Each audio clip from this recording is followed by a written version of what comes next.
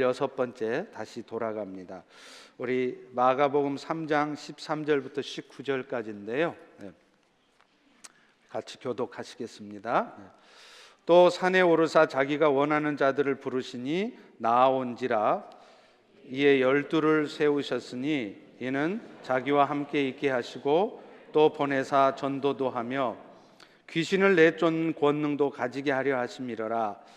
이 12를 세우셨으니 시몬에게는 베드로란 이름을 더하셨고 또 세베대의 아들 야고보와 야고보의 형제 요한이니 이 둘에게는 보아너게 곧 우레의 아들이란 이름을 더하셨으며 또 안드레와 빌립과 바돌로메와 마테와 도마와 알페오의 아들 야고보와 및 다데오와 가나나인 시몬이며 다같이 또 가론 유다니 이는 예수를 판 자더라.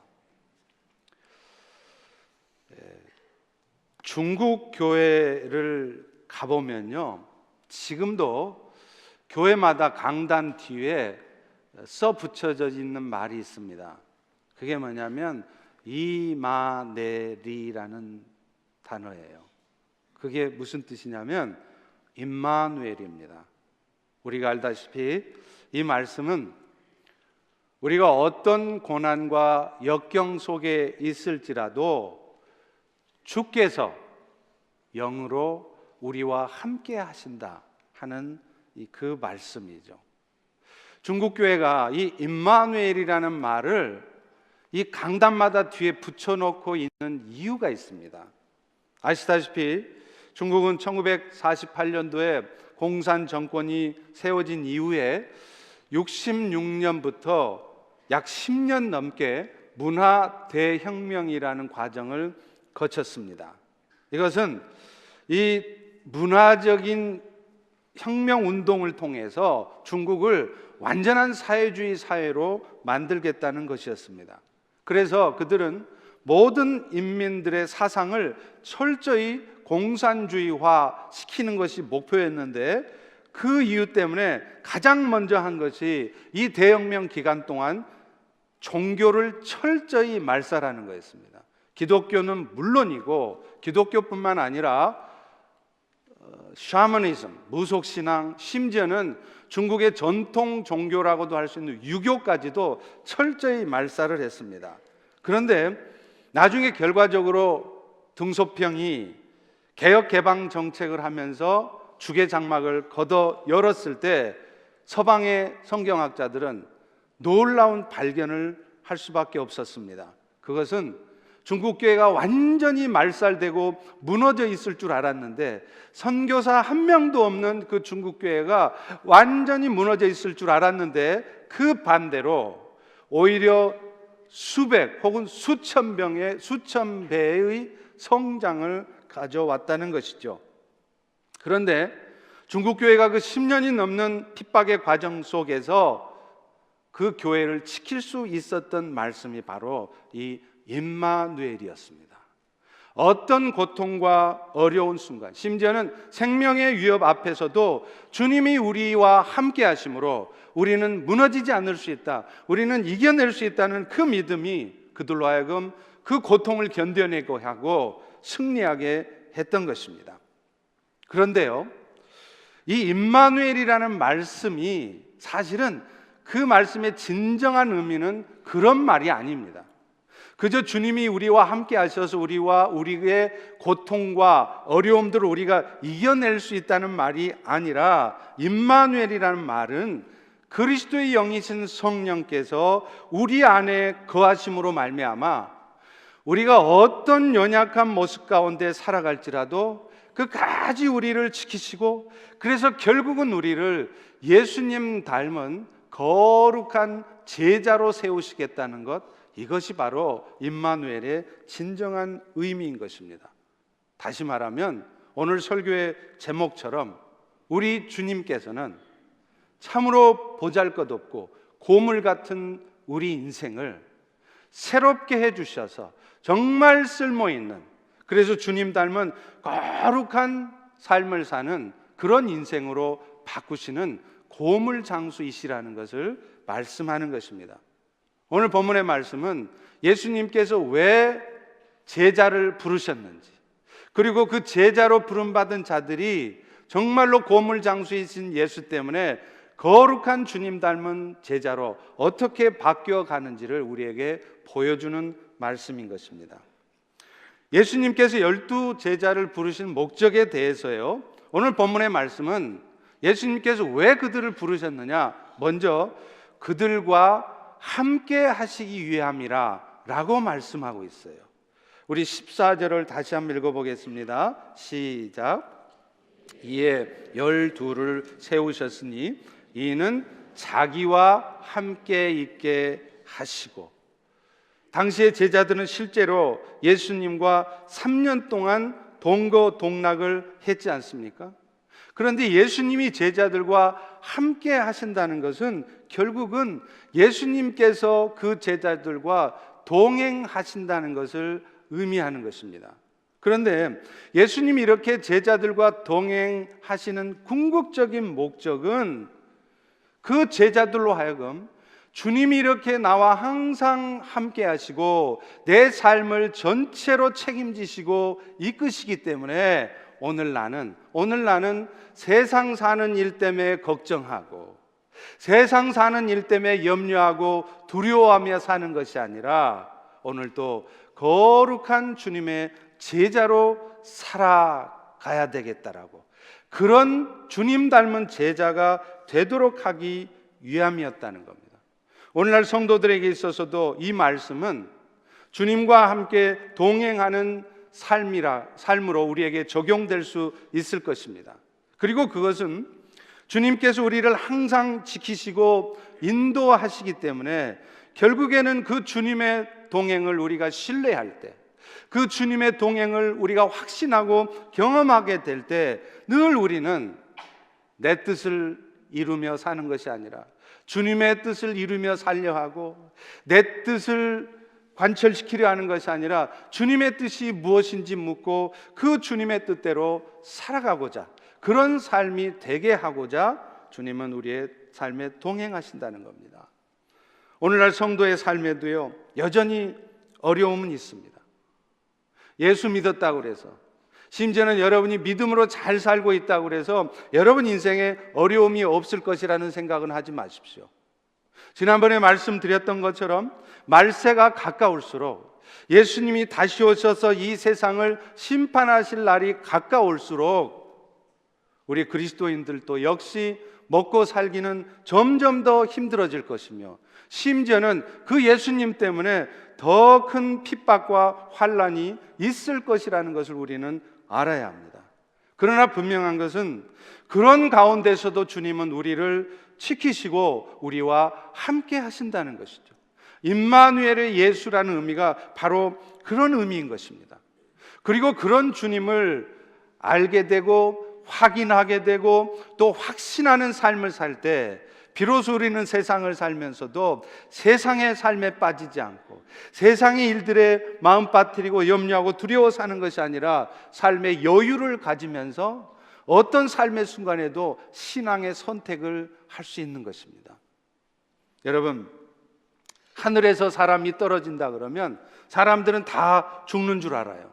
그런데요, 하늘에서 떨어지면서도 얼굴에 웃음을 잃지 않고 오히려 그 떨어지는 그 순간을 즐기는 사람들이 있습니다. 어떤 사람일까요? 등에 낙하산 메고 떨어지는 사람들이에요. 물론 혹시 가다가 펴질 줄 알았던 낙하산이 펴지지 않아서 죽는 사람도 있겠죠. 그런데 낙하산을 메고 떨어지는 사람들은 그 낙하산이 자신의 삶을 붙든다는 것을 확신하기 때문에 떨어져 죽을 것을 염려하는 것이 아니라 오히려 그 위험한, 그 두려운 순간에도 여유를 가지며 웃음을 띠면서 세상을 즐길 수 있다는 거예요. 근데 사실 오늘날 우리 성도들의 삶에도 마찬가지입니다. 여전히 여러분의 삶에도 여러분의 건강을 위협하고 여러분의 마음을 어둡게 하는 현실들이 있습니다. 그럼에도 불구하고 그런 삶의 문제 앞에서 좌절하고 함께 어둠에 빠져 있고 그래서 기쁨 없는 그런 신앙생활을 하는 것이 아니라 오히려 세상을 이기며 그런 상황 속에서도 기쁨을 잃지 않는 감사하는 삶을 살아갈 수 있는 방법이 있다는 것입니다. 그것은 우리가 세상 사는 준비를 열심히 해서 얻어지는 것이 아닙니다. 내 힘으로 세상을 살아가려고 하면요, 내가 가진 지식, 나의 경험, 그리고 내가 준비해 놓은 것들을 가지고 세상을 여유롭게 살려고 하시면 여러분은 그 반대로 오히려 계속 두려워할 뿐이며 계속 염려하게 살 뿐입니다. 제가 우리 성도들의 삶을 봐도요, 장사가 참 나름대로 잘 되고 있는데도 걱정하고 계시더라고요. 자식이 공부 잘하고 있는데도 제 생각 같으면 자식이 저렇게 공부 잘하고 하고 있으면 걱정 하나도 없을 것 같은데 그래도 또 걱정해요. 이렇게 하다가 이렇게 사업이 잘 되다가도 어느 날 갑자기 사업이 안 되면 어떡하나. 우리 자식이 저렇게 지금 공부 잘하고 있는데 공부 너무 열심히 해가지고 갑자기 애가 미치기라도 하면 어떡하나. 걱정도 팔자잖아요. 그런데 진짜 그런 걱정을 하는 사람들이 수도 없이 많아요. 장사가 안 되면 안 되는 대로 걱정, 잘 되면 잘 되는 대로 걱정, 걱정을 사서 한단 말입니다. 이 말이 무슨 말일까요? 장사가 안 돼도, 장사가 잘 돼도 세상을 내 힘으로 살아가려고 하면 항상 걱정이라는 거예요. 그러나 반대로 장사가 안 돼도, 건강하지 않아도, 삶에 어려움이 와도 예수님을 붙들고 사는 사람은 세상을 이기는 삶을 산다는 것입니다. 요한일서 5장 4절에도 말씀합니다. 하나님께로부터 난 자마다 세상을 이기느니라. 세상을 이기는 승리는 이것이니 우리의 믿음이라. 예수께서 하나님의 아들이심을 믿는 자가 아니면 세상을 이기는 자가 누구냐? 여기서 말하는 세상은 사탄, 그리고 그 사탄이 우리 인생 가운데 가져다 주는 세상의 유혹 혹은 세상의 걱정거리들이에요. 그런데 그런 세상의 유혹과 세상의 걱정거리들을 여러분들이 이겨낼 수 있는 힘이 어디서 오냐? 여러분 의지가 아니라는 거예요. 여러분이 열심히 세상을 준비한 그 실력이 아니라는 겁니다. 오직 예수 그리스도를 믿는 믿음이라는 거예요. 그 믿음을 가질 때 여러분은 그 사탄이 가져온 인생의 문제 앞에 좌절하지 않고 거기에 함께 어둠에 휩싸이지 않는다는 것입니다. 예수님께서 우리를 사탄의 종된 자에서 의의 종된 자로 건져내기 위해서 십자가에 죽으심을 죽으셨고, 그 예수를 믿는 우리들은 더 이상 사탄의 종이 아니며 더 이상 죄와 사망의 그 어둠 가운데 있지 않을 것이라는 것을 믿을 때 우리의 삶이 진정 이기는 삶이 나온다는 것이죠. 그것뿐입니까? 그 이후에도 십자가에 죽으신 예수가 오늘 또 영으로 우리 안에 우리 삶의 주인으로 오셔서 우리의 삶을 지금 이 순간도 책임지고 있다는 이 사실을 믿을 때 비로소 우리는 세상 가운데 사탄이 버려놓은 그 문제들 앞에 휘둘리지 않는다는 것, 거기에 마음 뺏기지 않는다는 겁니다. 걱정이 태산이게 만들어 놔도 그 걱정거리에 휩싸이지 않고 어떤 상황 속에서도 오히려 신앙의 결정을 하고 신앙의 선택을 할 수 있게 된다는 것입니다. 우리는 창세기 13장에 나오는 아브라함의 모습을 통해서 그것을 확인할 수 있습니다. 아브라함이 조카 롯과 헤어지는 과정에서요, 아브라함은 조카 롯에게 먼저 좋은 땅을 선택하라고 해요. 저 같으면 내가 작은아버지고 너는 조카니까 어떤 선택을 해야 된다면 내가 선택하는 게 먼저 하는 게 맞지, 그러면서 내가 먼저 좋은 땅을 선택하고 나서 그러고 나서 조카 네가 가져라 이렇게 할 것 같습니다. 그러나 아브라함은 그렇게 하지 않습니다. 창세기 13장 9절에 보면 네 앞에 온 땅이 있지 아니하냐, 네가 좌하면 나는 우할 것이고 네가 우하면 나는 좌할 것이다. 그러자 롯은 예상했던 바대로 그는 눈에 보기에 좋은 땅을 먼저 선택을 합니다. 그런데 여러분이 알다시피 롯이 그 땅을 선택할 때는 그 땅이 너무 좋아 보였습니다. 물이 넉넉하고 그 땅에 살면 아주 부자가 될 것 같고 좋을 것 같아서 선택했어요. 그런데 그 땅이 나중에 어떤 땅이 되었습니까? 소돔과 고모라 성이 된 거예요. 그래서 오히려 그 땅이 눈에 보이기에 그렇게 좋았던 땅이 나중에는 멸망을 받지 않습니까? 그리고 그 과정에서 롯은 아내를 잃습니다. 사위를 잃습니다. 그것뿐입니까? 그리고 그 결과 말도 안 되는 짓거리를 하는 거예요. 두 딸과 불륜의 관계를 해서 그래서 롯이 모압과 암몬의 조상이 되잖아요. 여러분, 롯이 그런 말도 안 되는 일을 하리라고 상상이나 하셨어요? 그런데 그런 일들을 하게 된 이유가 뭡니까? 선택이 잘못됐다는 거예요. 처음 선택을, 신앙의 선택을 하지 않고 눈에 보이기에 좋은 대로, 내 마음에 드는 대로, 그래서 선택을 하니까 그 결과 그들은 그런 고통을 당한 것입니다. 그런데 아브라함은 어땠습니까? 조카에게 땅의 선택권을 양보했습니다. 그래서 결과적으로 그가 차지한 땅은 참으로 보기에는 척박하고 자기에게 손해가 되는 땅처럼 보였어요. 그런데 그 땅이 어느 땅인 줄 아십니까? 그 땅이 바로 나중에 하나님의 축복을 받은 가나안 땅이 되었습니다. 그리고 아브라함은 그곳에서 이스라엘 민족의 머리가 되는 축복을 받았지 않습니까? 신앙의 선택을 한 결과예요. 오늘 성도 여러분들도 인생의 중요한 결정의 순간에서 어떤 선택을 하세요? 당장의 눈에 보이기에 좋은 대로, 나한테 당장의 유익이 되겠다고, 내 마음에 든다고 그래서 덥석 눈에 보기 좋은 대로 결정하십니까? 아니면 신앙의 선택을 하고 계십니까? 제가 오늘 이 말씀을 드리는 이유가 있어요. 아브라함이 그런 신앙의 선택을 하게 된 계기가 있었다는 것입니다. 그냥 그가 하루아침에 이런 신앙의 선택을 하는 믿음의 사람이 된 게 아니었다는 거예요.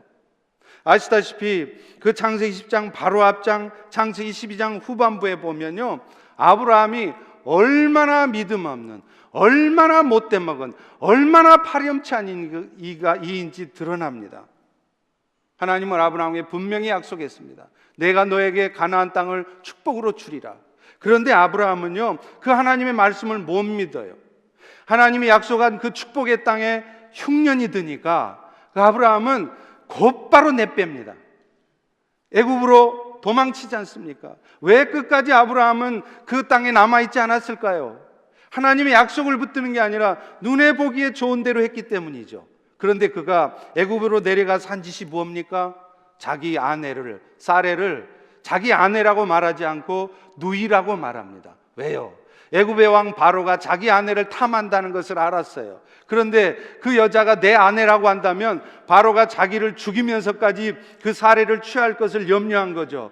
그래서 그 죽을 게 겁나서 아브라함은 어떻게 합니까? 그 아내는 내 아내가 아닙니다. 내 누이입니다. 이 말이 무슨 말이에요? 바로요, 당신이 내 아내를 취해도 마음대로 갖고 놀아도 상관없으니까 제발 나를 살려주세요. 이 말 아닙니까?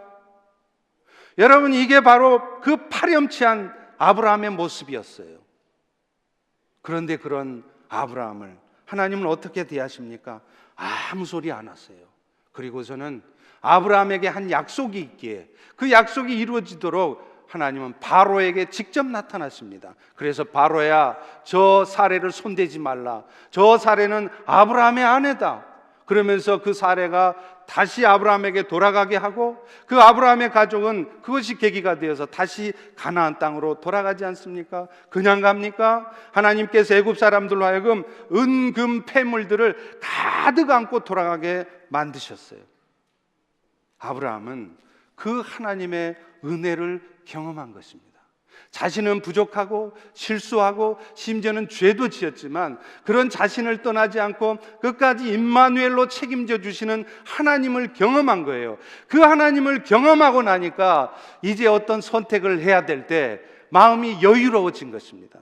내가 만약에 롯에게, 조카에게 좋은 땅을 양보해도 하나님은 내 삶을 끝까지 책임지실 것이다. 임마누엘이다. 그러니까 그는 신앙의 선택을 한 것입니다.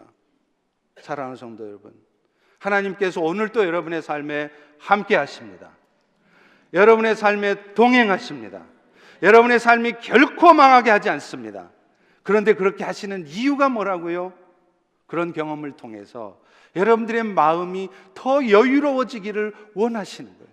너무 심각하게 인생을 사는 것이 아니라 눈에 보여지는 대로만 판단하고 말하고 행동하게 하는 것이 아니라 어떤 상황 속에서도 하나님을 바라보고 하나님의 약속의 말씀을 신뢰함으로 마음의 여유를 갖도록 살게 하기 위함이에요. 그래서 기꺼이 손해볼지라도 신앙의 선택을 하는 그런 그리스도의 제자가 되게 하시려는 것입니다. 그런데요, 예수님께서는 이렇게 제자들을 부르시는 이유가 그렇게 그들과 동행하는 것을 경험하게 하고, 그래서 그들이 어떤 상황에서도 신앙의 선택을 하는 믿음의 사람이 되게 하셔서 결국 뭐 하시겠다는 거냐? 예수 그리스도의 복음이 땅끝까지 증거되어지는데 그들을 사용하시겠다는 거예요. 오늘 본문 14절 후반부를 다시 한번 같이 읽습니다. 시작. 또 보내사 전도도 하며. 여러분, 사도라는 말이요, 헬라어로 하면 아포스톨로스라고 그럽니다. 이 뜻이 뭐냐면 보냄을 받은 자라는 뜻이에요. 오늘날 교회로 부름받은 여러분들이 사실은 사도입니다.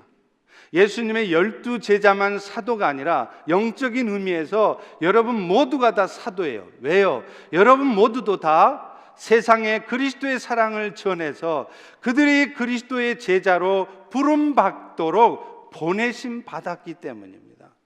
그래서 예수님께서도 마태복음 28장 19절에 보면 부활하신 후에 승천하시기 직전에 남겨진 제자들에게 유언 같은 말씀을 남기시지 않습니까? 그게 뭡니까? 너희는 가서 너희 주변에 또 아프리카에 가서 모든 세상 사람들을 그리스도의 제자를 삼으라는 거예요. 그런데 모든 세상의 사람들이 그리스도의 제자가 되려면 가장 필요한 것이 그들의 귀에 예수 그리스도의 복음이 들려져야 되는 것입니다. 그리고 그 복음의 말씀을 듣기 위해서는 누군가는 가서 그 복음을 전해야 합니다. 그리고 입술로만 그 복음을 전한다고 됩니까? 아무리 입술로 복음을 전해도 그 삶이 그리스도의 삶으로 나타나지 않는다면 그 입술로 전한 복음은 아무 의미가 없어져요. 그래서 그 보냄받은 자의 예수 닮은 삶의 모습, 어떤 상황 속에서도 화만 내고 늘 그렇게 예수님 같지 않은 모습이 아니라 참으로 저분은 예수님 닮은 사람이다, 저 사람 예수 믿더니 사람이 완전히 바뀌었다, 그런 변화된 삶의 모습을 통해서 예수 복음이 전해지는 것입니다. 그런데 오늘 우리의 삶은 어떻습니까? 우리는 그 예수 복음 전하는 삶을 잘 못해요. 당장에 내 삶을 걱정하기만 하지 내 주변에 그리스도의 사랑을 잘 나타내지 못합니다. 그 중요한 이유가 뭘까요? 그 복음을 전한 결과를 우리가 책임지려고 하기 때문에 그래요. 여러분, 복음을 전해들은 사람들이 다 복음을 받아들이는 것은 아닙니다. 아무리 우리가 그리스도의 삶을 잘 나타내도 우리의 삶을 통해 모두가 다 예수 믿는 거 아니라는 거예요. 그 말은 무슨 말이냐면 우리는 전하기만 하면 돼요. 말씀대로 살아주기만 하면 돼요. 그들이 복음을 받아들이고 안 받아들이고는 하나님께서, 성령께서 하시는 일이라는 것입니다. 제가 사역을 하다가 영적인 침체기에 빠진 적이 있었습니다. 그때 저에게 참 위로가 된 말씀이 있었어요. 그게 뭐냐면 사도행전 28장 24절부터 26절에 나온 말씀이에요. 바울이 로마의 감옥에 연금 상태로 갇혔을 때 그는 자기를 찾아오는 모든 사람들에게 열심히 복음을 전했어요. 그런데 놀라운 것은요, 그 사도 바울의 복음을 듣는 사람 중에 그 복음을 듣기만 하면 다 믿었던 것이 아니었다는 거예요. 바울같이 훌륭한 사도가 전하는 복음의 말씀을 듣고서도 어떤 사람은 기뻐하지 않았다는 것입니다. 그 말씀에 28장에 이렇게 말하지 않습니까? 바울의 말을 믿는 사람도 있고 믿지 아니하는 사람도 있어 서로 맞지 아니하여 흩어질 때에 바울이 한 말로 이르되 성령이 이사야를 통해 하신 말씀이 옳도다. 너희가 듣기는 들어도 도무지 깨닫지 못하고 보기는 봐도 도무지 알지 못하는구나. 물론 복음의 말씀을 더 잘 전해야 될 저에게 책임이 있을 수 있겠죠. 저의 부족함이나 저의 연약함이 문제일 수 있겠죠. 그렇지만 아무리 사도 바울과 같은 그런 훌륭한 삶을 살고 훌륭한 말씀을 전하는 사도가 복음을 전해도 그 복음을 다 받아들인 게 아니었다는 거예요. 어떤 사람은 안 받아들인다는 거예요. 어떤 사람은 귀를 닫고 듣지 않는다는 것입니다. 오늘날 우리 성도들도 마찬가지입니다. 내가 복음을 잘 설명해야 그들이 받아들인 거 아니에요. 여러분들은 그냥 전하시면 됩니다. 여러분이 들었던 복음, 여러분이 경험한 복음, 내 삶에 나타났던 예수 그리스도의 복음의 역사를 간증만 하시면 돼요. 그러면 그들이 믿고 안 믿고는 여러분 책임이 아닙니다. 하나님께서, 성령께서 하시는 일이라는 거예요. 고린도전서 2장 4절과 5절에도 이렇게 말씀하지 않습니까? 내 말과 전도함이 설득력 있는 지혜의 말로 되지 않고 다만 성령의 나타나심과 능력으로 되어 너희들이 믿음을 갖게 된 것이 사람의 지혜가 아니라 하나님의 능력이 있게 하려 함이라, 이렇게 말씀하고 있다는 겁니다. 오늘날 한인교회는 더 이상 성장하지 못하고 정체 상태에 있습니다. 중요한 이유가 아마 이민이 더 이상 들어오지 않기 때문일 것입니다. 분명 맞는 말입니다. 그런데 여러분, 이 말에도 함정이 있습니다. 이민은 더 이상 들어오지 않는다 할지라도 여전히 우리 주변에는요, 아직도 예수 그리스도의 복음을 잘 알지 못해서, 깊이 알지 못해서 세상의 어둠 가운데 살아가는 사람들이 부지기수입니다. 교회를 다니다가도 사람들의 모습에 시험에 들어서 교회를 떠나 있는 사람들이 부지기수라는 말이에요. 통계에 의하면 우리 한인들 중에 60% 넘는 사람들이 아직도 교회를 다니고 있지 않거나 혹은 사람에게 시험이 들어서 교회를 떠나 있는 사람들이라는 것입니다. 그렇다면 아직도 우리는 복음을 전해야 될 사람이 많다는 것입니다. 이민이 더 이상 들어오지 않는다고 포기할 일이 아니라는 겁니다. 그래서 저도요, 이 설교를 준비하면서 회개했습니다. 제가 마치 꽤나 한인교회 미래를 내다보는 예언자처럼 이제 우리 한인교회는 더 이상 성장하지 않을 것입니다, 점점 쇠락할 것입니다 라는 말을 많이 했습니다. 그런데 제가 이 말씀을 준비하면서 정말로 회개했습니다. 그 말을 내가 할 말이 아니었구나. 물론 기독교의 역사와 선교학적인 관점에서 보면 그럴 가능성이 있는 것은 사실입니다. 그러나 여러분, 믿음의 눈으로 보면 그 말은 맞지 않은 말이에요. 여러분 아십니까? 지금 한국에도 백령도에 가보시면요, 백령도의 복음화율이 얼마인 줄 아세요? 상상을 초월합니다. 80%가 넘어요. 거의 90%가 넘어요. 백령도 사람들은 열의 9이 예수를 믿는다는 거예요. 여러분 상식적으로 생각하면 그게 가능할 것 같아요? 가능하지 않을 것 같은데 실제로 그게 가능합니다. 마찬가지입니다. 오늘날 미국에 이민이 안 들어온다고 우리 저먼타운의 이 사람들이 90%가 예수를 믿는다는 일이 불가능할까요? 미리 포기하는 것이, 그것이 믿음 없는 말입니다. 그것은 마치 가나안 땅 정복하기 전에 보냈던 12명의 정탐꾼들 중에 부정적인 보고를 한 10명의 정탐꾼과 같은 모습이에요. 그들은 똑같이 가나안 땅을 보았습니다. 똑같이 그 땅 사람들을 보았죠. 그런데 전혀 다른 말을 해요.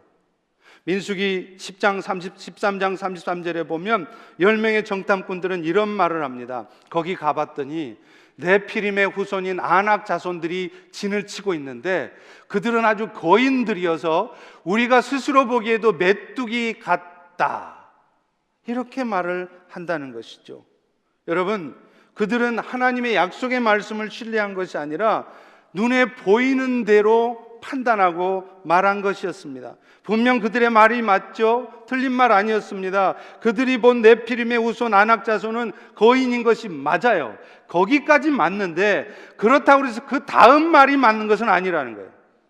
그들이 아무리 거인 같을지라도 그렇다고 해서 이스라엘 백성들이 하나님의 약속과 임마누엘의 축복의 약속을 받은 그들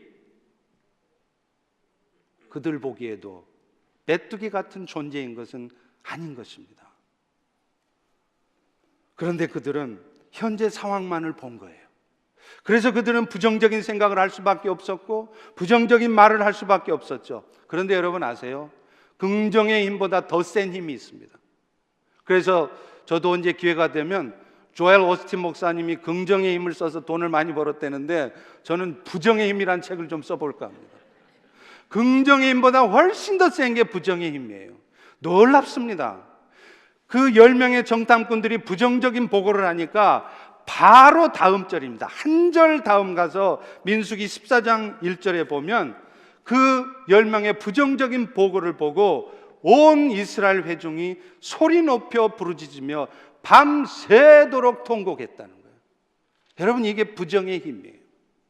우리는 다 끝났다는 것입니다. 그래서 그런 부정적인 보고를 들은 이스라엘 백성들은 밤새도록 통곡하면서 결국 그들을 인도해냈던 모세와 아론을 원망합니다. 그러면서 그들은 우리가 차라리 애굽에 있었으면 좋았을 것을, 애굽에 있었을 때 훨씬 나았는데, 그렇게 말을 하는 거예요. 결과가 어떻게 됐습니까? 그들은 하나님이 약속해 주신 가나안 땅을 못 밟습니다. 이유가 뭐예요? 부정적인 그 말에 휩싸인 것이지요. 여러분, 그런데 이것에 비해서 여호수아와 갈렙은 어떻게 보고합니까? 민수기 14장 8절에 보면 여호와께서 우리를 기뻐하시면 우리를 그 땅으로 인도하여 들이실 것이고 그 땅을 우리에게 주실 것이라. 여호수아와 갈렙은 달랐어요. 그 땅 사람들을 본 것이 아니었습니다. 분명 그 말은 맞는 말이지만 그 땅을 주시겠다고 약속하신, 그래서 그 땅 위에 역사하시는 하나님을 본 것입니다. 그렇기 때문에 그들은 그런 긍정적인 말을 할 수 있었고 유일하게 가나안 땅을 밟은 사람이 된 것입니다. 제가 왜 이런 말을 할까요? 오늘날도 마찬가지라는 거예요. 우리가 그런 긍정적인 말을 하고 긍정적인 신앙의 선택을 할 수 있는 힘이 어디서 나오느냐? 결국에는 하나님의 은혜를 경험할 때 오는 것이고, 그런 은혜 가운데 우리가 할 수 있는 일은 안 된다 소리를 많이 하지 않는 것입니다. 오늘 우리가 해야 될 일을 하고 있으면 돼요. 이민이 아무리 더 이상 들어오지 않더라도 더 많이 기도하고요, 더 많이 전해야 됩니다. 노방전도도 하고 또 특별히 오이코스를 통해서 전하는 그 일을 더 많이 해야 돼요. 그러면 그들의 영혼이 구원되어지고 안 되어지고는 우리 책임이 아닙니다. 성령께서 하시는 일입니다. 그리고 또 한 가지, 그렇게 전하고 있을 때 우리에게 다가오는 하나님의 약속이 있죠. 마태복음 6장 33절입니다. 우리 다 같이 한번 읽습니다. 시작. 먼저 그의 나라와 그의 의를 구하라. 그리하면 이 모든 것을 너희에게 더하시리라. 여러분 잘 보세요. 여러분의 삶을 위해서 필요한 먹을 것, 건강, 이거 구하지 말라는 말 아닙니다. 구하라고 말씀하고 있어요. 그런데 대신에 먼저 구해야 될 것이 있다는 거죠. 그게 뭡니까? 하나님의 나라와 의를 먼저 구하라는 거예요. 그런데 이 구하라는 말씀은 단순히 기도하라는 말이 아니에요. 단순히 ask for, pray for가 아닙니다. 영어 성경에 보면 여기가 뭐로 되어 있냐면 seek first라고 되어 있어요. 먼저 추구하라는 거예요. 기도만 하고 앉아있는 게 아니라 여러분의 물질을 그 일을 위해서 아낌없이 내어보라는 겁니다. 여러분의 시간 없다고 핑계만 대지 말고 내어놔 보라는 것입니다. 그렇게 할 때 어떻게 하신다고요? 그리하면, 그렇게 하고 있으면 내가 너희의 먹을 것, 마실 것, 너희의 삶의 문제를 책임지시겠다는 것이죠. 이제 새해가 되어서 우리 모두가 그런 결단을 좀 했으면 좋겠어요. 그래서 우리 교회 여기저기에서 정말로 마태복음 6장 33절이 그냥 쓰여진 글자인 줄 알았는데 내가 실제로 그렇게 해보니까 정말 하나님이 역사하셨습니다. 그래서 내 삶에 이런 은혜와 축복이 있게 되었습니다. 그런 간증이 여기저기서 나오기를 축원합니다. 축원합니다. 마지막 그 명령을 내리시기 전에 주님이 우리에게 또 하나의 보장한 것이 있습니다. 그것은요, 그 일을 행하기에 필요한 지혜와 권능을 우리에게 주시겠다는 약속이에요. 우리 다 같이 15절 읽어봅니다. 시작. 귀신을 내쫓는 권능도 가지게 하려 하심이라. 실제로 예수님의 제자들이 복음을 전하고 다닐 때 그들의 명령을 따라 귀신이 쫓겨가기도 하고 질병이 낫기도 했습니다. 제가 선교지에서 사역할 때도 실제로 그렇습니다. 2시간, 3시간 씨름을 하면서 기도할 때 나중에 귀신이 떠나가고 질병이 낫는 역사가 있어요. 선교지에서는 하나님께서 직접적으로 역사를 하셔야, 급박한 상황 속에서 직접적으로 역사하셔야 그래서 그러셨는지 그런 역사들이 나타나게 하세요. 그런데 여러분, 그것이 사람의 권능과 능력 때문이 아닙니다. 제가 능력이 뛰어난 종이어서가 아닌 것입니다. 성령의 역사하심과 능력이었어요. 그런데 왜 그렇게 하시느냐? 결국에는 그 일을 통해서 내가 능력 많은 종이다, 나는 참 영역 있는 목사다, 그런 얘기를 듣게 하시는 것이 아니라 그 일을 통해 결국에는 예수 그리스도의 복음이 땅끝까지 전해지게 하시려고 한다는 거예요. 오늘 우리에게도 동일하게 이 말씀은 적용되는 것입니다. 그것뿐입니까? 우리가 아무리 연약하고 부족해도요, 주님은 이 고물 같은 우리 인생을 바꾸셔서 예수님께 쓰임받는 인생으로 바꾸신다는 거예요. 예수님의 제자로 부름받았던 제자들의 모습이 그것을 보여줍니다. 여러분 16절을 보십시오. 이 12를 세우셨으니 시몬에게는 베드로라는 이름을 더하셨고, 이 베드로라는 말이 헬라어로 하면 페트로스입니다. 뜻이 뭐냐? 반석이라는 말이에요. 여러분 베드로가 어떤 사람이었죠? 예수님을 알고 나서도 한동안은 아주 과격하고 비겁하고 좌충우돌, 미성숙한 인격의 소유자였습니다. 만약 베드로 같은 인간이 우리 교회를 다닌다면 다 손가락질하고 욕했을 거예요. 저게 무슨 수제자냐?